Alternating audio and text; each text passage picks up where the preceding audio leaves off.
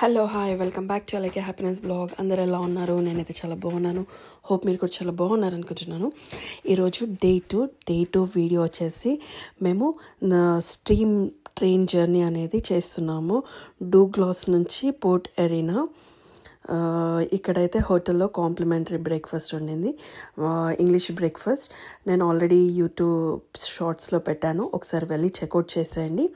మా డాలీకి ఏంటో అన్నీ పింక్ కావాలంటే, ఈవెన్ తను తినే ఫుడ్ కూడా. So come on, let's begin the show.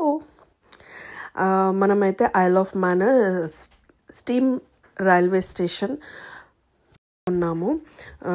డూగ్లాస్ నుంచి పోర్ట్ ఎరీన్కి 1 hour జర్నీ.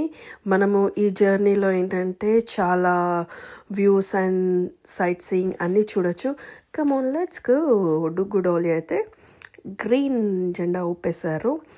అండ్ ఏంటంటే ఈ ట్రైన్ యొక్క స్పెషాలిటీ ఏంటంటే కొంచెం తెలుసుకుందాము. స్ట్రీమ్ ట్రైన్ అనేది 1874లోనే వీళ్ళు కనిపెట్టారన్నమాట.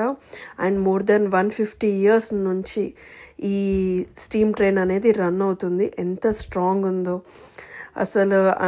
ఈ బోగీస్ అనేవి ఓల్డెన్ స్టైల్, విక్టోరియన్ స్టైల్ అప్పటి. సో వాళ్ళు ఇంకా స్టిల్ దాన్ని అలాగే మెయింటైన్ చేస్తూ ఉన్నారు. ఈ జర్నీ వచ్చేసి ఆల్మోస్ట్ 16 miles ఉంటుంది. 1 hour journey. And through out జర్నీలో మేము ఎంజాయ్ చేసిన బెస్ట్ వ్యూ ఏంటంటే హిల్స్, గ్రీన్ హిల్స్ అండ్ చిన్న చిన్న railway stations and seat side view, అవన్నీ చాలా బాగుంది. అండ్ అలా చూస్తున్నప్పుడు అక్కడ నుంచి స్టీమ్ రావడము బెస్ట్ పార్ట్ అనిపించింది. అండ్ త్రూ అవుట్ జర్నీలో ఏంటంటే highlights castle town, Ireland and కొన్ని ప్లేసెస్ చాలా బాగున్నాయి. అండ్ 7-8 stops ఏమో ఉన్నాయి, బట్ అన్నిట్లో కల్లా క్యాస్టిల్ టౌన్, ఐస్లాండ్ అనేది చాలా బాగుంది. యాక్చువల్ ఏంటంటే మనం కొంచెం అక్కడ దిగి ఎక్స్ప్లోర్ చేయొచ్చు. అండ్ పోర్ట్ ఎరీన్కి రీచ్ అయిన తర్వాత మనకు అక్కడ ఒక 30 minutes టైం ఉంటుంది రిటర్న్ ట్రైన్కి. అక్కడ మ్యూజియం కూడా ఉంది, ఓల్డ్ మెషిన్స్ ట్రైన్ ఇవి. సో అక్కడ మనము కొంచెం షాప్ కూడా చేయొచ్చు. సో ఇదన్నట్టు అక్కడే కొంచెం షాపింగ్ చేసినప్పుడు డుగ్గుకి తీసుకున్నాము పెయింటింగ్కి. వాళ్ళు కొంచెం ఏమంటారు, బోర్గా ఫీల్ అయిపోయారు.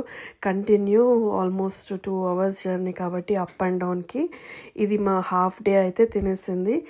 హాఫ్ డే తర్వాత మేము లైక్ లంచ్ అలా అయిపోయిన తర్వాత మేము చిన్న కిడ్స్కి ఫన్ యాక్టివిటీ ఉండే, సో అక్కడికి వెళ్ళాము, పిల్లల ప్లే ఏరియాకి. అది కూడా చాలా బాగుండే.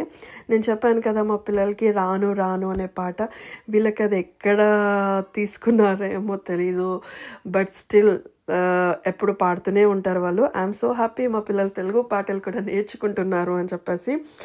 అండ్ అక్కడ పిల్లలకి యాక్టివిటీస్గా ఉండే యాక్టివిటీ ఫన్ జోన్కి వెళ్ళాము పిల్లలకి. అండ్ లేక్ సైడ్ వ్యూ, పిల్లలకి బోటింగ్ అండ్ రైడ్స్ బాగుండే. అన్లిమిటెడ్, ప్రైస్ కూడా చాలా రీజనబుల్గా ఉండే. మేబీ మేము ఇంకొంచెం ఎర్లీగా వెళ్ళుంటే మేబీ పిల్లలు ఇంకొంచెం ఎంజాయ్ చేసేవాళ్ళు. నేను లాస్ట్ వీడియోలో చెప్పినట్టు వీళ్ళు 4:30 కల్లా క్లోజ్ చేస్తారు కాబట్టి అది కొంచెం డిఫికల్ట్. సో అలా మా ఈ జర్నీ అయితే కంప్లీట్ అయిపోయింది. First day and second day బాగానే ఎంజాయ్ చేసాము. డే 1 వీడియో చూడకపోతే ఒకసారి వెళ్ళి చూడండి. ఎవరైనా మన వాళ్ళు యూకేలో ఉంటున్నారు అండ్ వాళ్ళకి ట్రిప్స్ వెళ్ళాలి అనుకున్న వాళ్ళ కోసం ఏమైనా సజెషన్స్ కావాలనుకున్నా కానీ నాకు కింద కామెంట్ చేయండి. నాకు తెలిసిన ఇన్ఫర్మేషన్ డెఫినెట్లీ నేను షేర్ చేస్తాను. సమ్ టైమ్స్ పిల్లల్ని వదిలేయాలి. నేను ఈ ట్రిప్లో నేర్చుకుంది ఏంటంటే మా పిల్లలు పెద్దగా అయిపోయారు, వాళ్ళని వదిలేయాలి. సో వాళ్ళంతటా వాళ్ళు నేర్చుకుంటారు. కొంచెం వదిలేసి చూడాలి. అండ్ వాళ్ళకి కొంచెం లోపల నుంచి వాళ్ళకి ఇన్నర్ భయం ఉన్నా కానీ మనం మాత్రం సపోర్ట్ చేయాలి. That's it. Bye bye and thank you for watching. Bye bye. See you in the next video. Don't forget to like and share and subscribe.